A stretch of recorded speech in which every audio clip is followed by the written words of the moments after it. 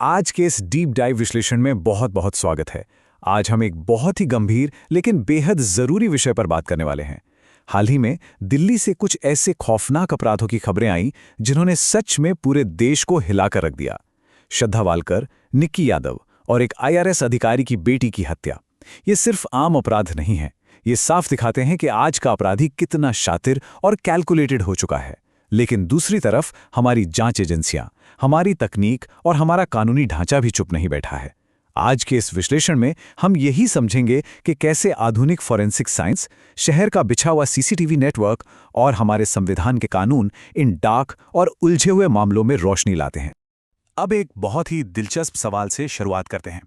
जरा सोचिए, जब क्रिमिनल्स फोन तोड़ देते हैं, सारी चैट्स डिलीट कर देते हैं, खून साफ करने के लिए केमिकल और वैक्यूम क्लीनर तक का इस्तेमाल करते हैं और यहां तक कि सबूतों के भौतिक रूप से टुकड़े टुकड़े कर देते हैं, तो आखिर सच्चाई बाहर आती कैसे है? कैसे इन्वेस्टिगेटर्स इस अंधेरे को चीर कर सच तक पहुंचते हैं? चलिए इसमें गहराई से उतरते हैं। तो आज के इस विश्लेषण का रोडमैप कुछ इस तरह रहेगा। हम बात करेंगे दिल्ली के हाई प्रोफाइल मर्डर केस की, फिर देखेंगे सीसीटीवी की ताकत, फॉरेंसिक का सच, लिव इन रिलेशनशिप के कानून और आखिर में फॉरेंसिक सिस्टम की क्या चुनौतियां हैं। चलिए सीधे अपने पहले हिस्से की तरफ बढ़ते हैं, दिल्ली के हाई प्रोफाइल मर्डर और उनकी खौफनाक हकीकत। श्रद्धा वालकर मामले की इस टाइमलाइन पर जरा गौर करें। यह कोई गुस्से में अचानक हुआ मर्डर नहीं था, बल्कि एक बेहद ठंडी और सोची समझी प्लानिंग थी। 18 मई 2022 को हत्या के बाद आरोपी ने शरीर के 35 टुकड़े किए। बिल्कुल टीवी शोज की तरह उसने खून साफ करने के लिए बाकायदा रसायनों और वैक्यूम क्लीनर का इस्तेमाल किया। टुकड़ों को 300 लीटर के फ्रिज में रखा और लगातार 18 दिनों तक रोज रात 2 बजे छतरपुर के जंगलों में उन्हें ठिकाने लगाता रहा। हद तो यह है कि वो विक्टिम का फोन और सोशल मीडिया भी चलाता रहा ताकि किसी को शक ही ना हो। मतलब ये महज हत्या नहीं थी, ये सबूतों को मिटाने का एक पूरा प्रोजेक्ट था। अब एक और रोंगटे खड़े कर देने वाला केस देखते हैं। ईस्ट ऑफ कैलाश में एक 22 वर्षीय यूपीएससी छात्रा जो एक आईआरएस अधिकारी की बेटी थी, उसकी बेरहमी से हत्या कर दी गई। यहां सबसे डराने वाली बात यह थी कि आरोपी कोई अजनबी नहीं था, वो उनका पुराना नौकर राहुल मीना था। उसे घर में बड़ी आसानी से एंट्री मिल गई, जिसे पुलिस की भाषा में फ्रेंडली एंट्री कहते हैं। ऑटोप्सी रिपोर्ट के नतीजे सच में दिल दहला देने वाले थे। सिर पर इतना जोरदार प्रहार कि खोपड़ी का हिस्सा ही खुल गया। एक साधारण मोबाइल चार्जिंग केबल से गला घोटा गया और जब वो अचेत थी तब उसके साथ यौन उत्पीड़न भी किया गया। और कई बार तो ये अपराध सिर्फ एक इंसान का काम नहीं होता। निक्की यादव के केस में बिल्कुल यही हुआ। साहिल गहलोत ने एक डेटा केबल से निक्की की हत्या की और शव को अपने ही ढाबे के फ्रीजर में डाल दिया। लेकिन सबसे शॉकिंग बात पता है क्या है? इस पूरी साजिश को छुपाने में उसके पिता ने, जिन पर 25 साल पहले भी हत्या का आरोप था, और उसके चचेरे भाई ने, जो खुद दिल्ली पुलिस में था, उसकी पूरी मदद की।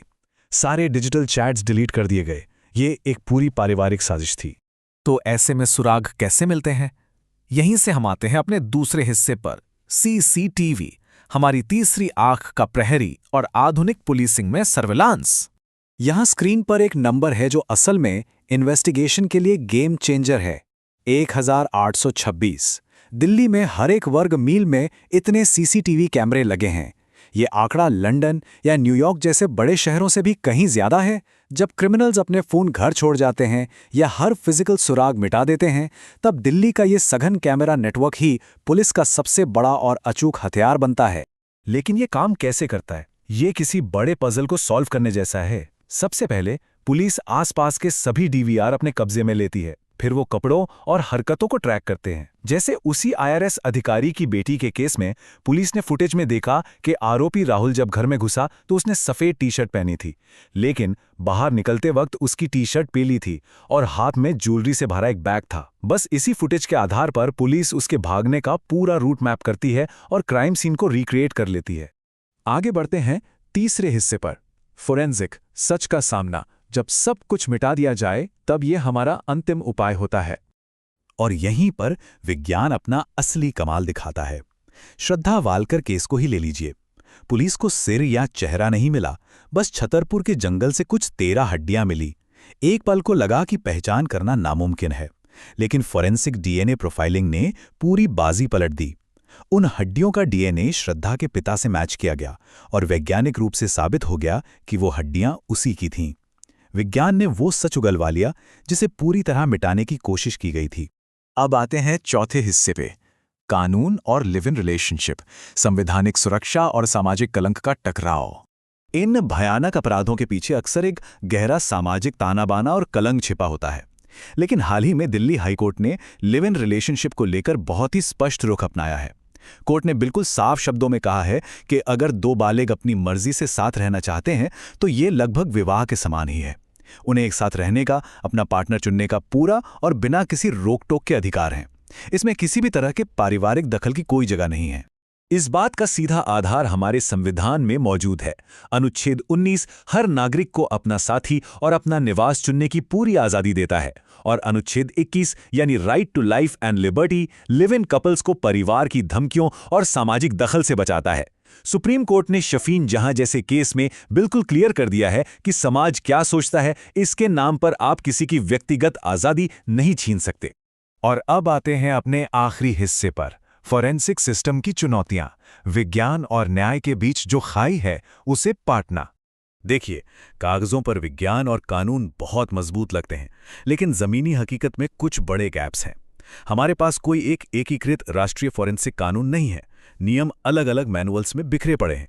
ग्रामीण इलाकों में तो लैब इंफ्रास्ट्रक्चर न के बराबर है, और सबसे बड़ी परेशानी, डीएनए और डिजिटल फॉरेंसिक के लिए कोई स्टैंडर्ड प्रोटोकॉल ही नहीं है।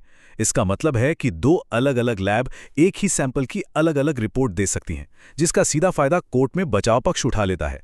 ये सिस्टम के दो बिल्कुल अलग चेहरे दिखाता है। एक तरफ निर्भया केस और तंदूर मर्डर केस है, जहां फॉरेंसिक का बिल्कुल सही इस्तेमाल हुआ और अपराधियों को ठोस सजा मिली। लेकिन दूसरी तरफ आरुषि तलवार केस जैसी ट्रेजेडी भी है। क्राइम सीन का दूषित होना, स्वैब के सैंपल बदल जाना, पूरी की पूरी जांच ही पटरी से उतर गई थी। इससे एक बात तो साफ है, सिर्फ फॉरेंसिक साइंस का होना काफी नहीं है, उस साइंस का बिना किसी गलती के एकदम सटीक इस्तेमाल होना ज्यादा जरूरी है। तो ये सब हमें कहाँ ले जाता है? आज क्रिमिनल्स डिजिटल चैट्स डिलीट कर रहे हैं, रसायनों का इस्तेमाल कर रहे हैं और कानून से एक कदम आगे निकलने की पूरी कोशिश कर रहे हैं। ऐसे में हमें खुद से ये बहुत बड़ा सवाल पूछना होगा, क्या हमारा कानूनी और फोरेंसिक ढांचा हमें बचाने के लिए उतनी ही तेजी से विकसित हो रहा है? क्या हमारा सिस्टम आने वाले कल के अपराधों के लिए आज तैयार है? ये एक ऐसा विचार है जिस पर हम सबको गहराई से सोचना चाहिए। इस विश्लेषण से जुड़ने के लिए बहुत बहुत धन्यवाद।